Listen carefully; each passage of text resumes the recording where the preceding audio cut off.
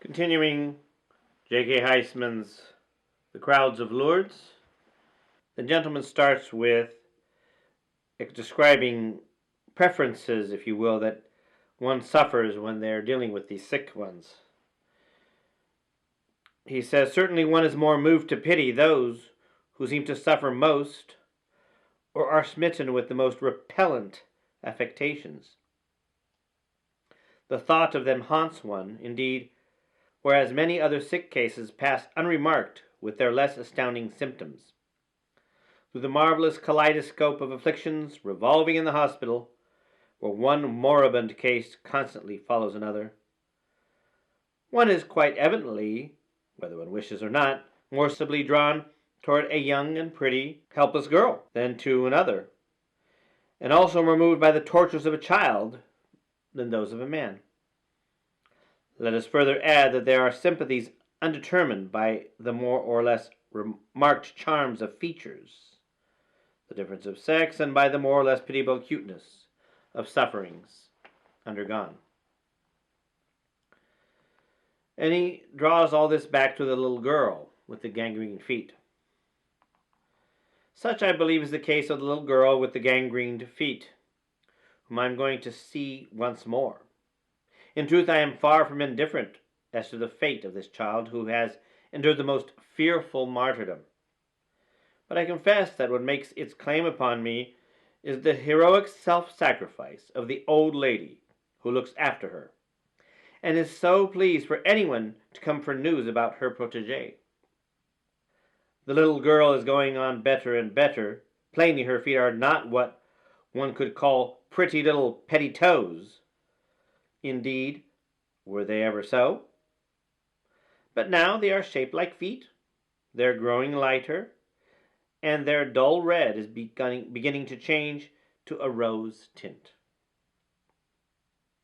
Unfortunately, she's going away with the pilgrimage with which she came, and I shall not know until next year, supposing she's brought back to Lourdes, whether she has been thoroughly healed. And he goes on telling of other frightening cases, but I want to take you to the part where he speaks about the record office, and where Dr. Boisari is introducing different cases of cures that took place at Lourdes. As soon as I get in, Dr. Boisari signals to me to take a seat near him, and he goes on calmly talking to a young girl of somewhat strange appearance, a case of paralysis, who declares that she was miraculously cured this morning after her first bath. She does not belong to any pilgrimage and has no doctor's certificate nor any evidence of her antecedents. She's extremely reticent on many points and says nothing as to the origin of her malady, but she has to deal with a man of great patience, who leads her to contradict herself and says to her, "Come, you must have had some treatment at this. You've had such symptoms as these?" At last he ends by extracting the truth from her, by making her acknowledge that she is subject to fits, and that then she has to have 4 men to hold her. And the doctor smiles and dismisses her with a kind word, and says to me, "A bit of a counterfeit coin." And then come others showing amelioration but not cured. Let's go on to one of the miracles here.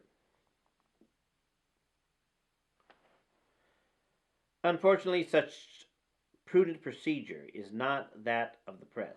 It takes just the opposite course to that of the clinic. So as far as miracles which are not miracles are concerned, justifies the criticism that is obliged to take nothing but necessarily incorrect reports as its foundations. If we are to believe the correspondence of Catholic papers who have been sent to attend the pilgrims, miracles abound in swarms. They vie with one another as to which will see the most. So already we see here that the press is not always truthful and just looking for the sensational story. If this were really the fact, the uncured would be the exception, and the miraculously healed would be no exception at all. And here's the first case he mentions. Do you know Madame Rouchel? Asked Dr. Boiserie. No. Well, I will show you to her. Well, I will show her to you presently, for she is now at Lourdes, and I'm expecting her this morning. He gives the report about her case. I looked through the report with him. It is crammed with records and medical certificates. Before coming here, this woman had been examined by all the doctors of Lorraine and treated by all the specialists in skin diseases. All the certificates were agreed in concluding that it was impossible to cure a case of lupus so far advanced. What had been tried to arrest the progress of the ulcer was incredible. They had ravaged the unfortunate woman's jaw by pulling out her teeth. They had cauterized her without stint, and the lupus nevertheless went on devouring her alive and spreading an odor so nauseating that no one had the courage to dress her wounds. Her face had become somewhat frightful. Nose and mouth coalesced and opened up a red crater whence flowed streams of sulphur-tinted lava. Her cheeks were pierced with 2 holes as wide as a little finger, and they had to be stopped with plugs of wadding when the poor woman was preparing to eat or drink, so that food and liquids might not escape through those openings. Her state had become so dreadful that she had determined to fling herself into the river. Abbé Hauman, a priest of her church of Saint-Maximin at Metz, where she lived, prevented her from doing so, and had her enrolled among the sick of the pilgrimages which the town was sending to Lourdes. On arriving at the grotto, she prays and then bathes what she has of her face in the piscina. Next day she again begins soaking her face with a sponge, but with no greater success. The same day, in her shame, feeling that she is a source of disgust to everybody, during the 4 p.m. procession of the Blessed Sacrament on the Esplanade, she is unwilling to take her place in the ranks of the sick and conceals herself in the rosary, which is now empty behind the high altar. On her knees she was reading her prayers in a missal when, after the procession, Monsignor Saint-Dié, who was carrying the monstrance, returns to replace it in the church. Just then the bandage covering her face comes undone and falls on her book, which gets spotted with blood and matter.